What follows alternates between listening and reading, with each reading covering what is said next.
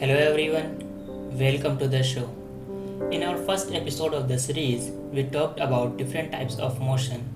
Following the types, today we are going to talk about circular motion.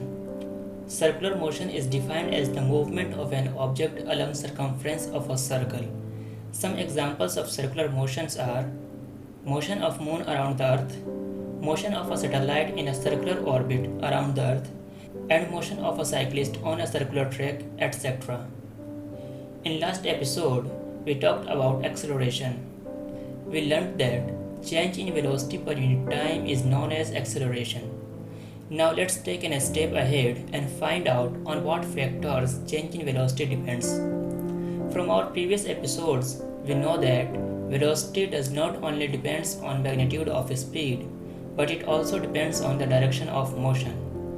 That suggests that there are three ways to make change in velocity.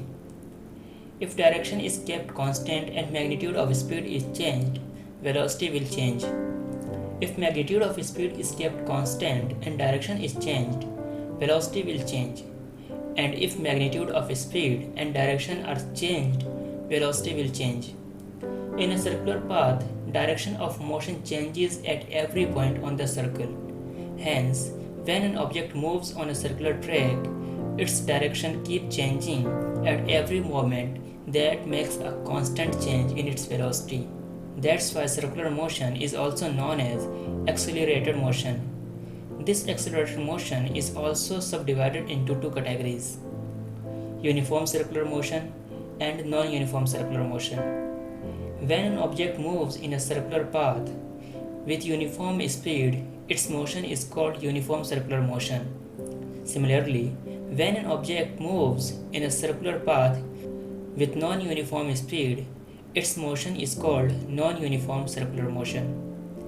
So this is enough about circular motion today. In our advanced episode, we will explore more about circular motion.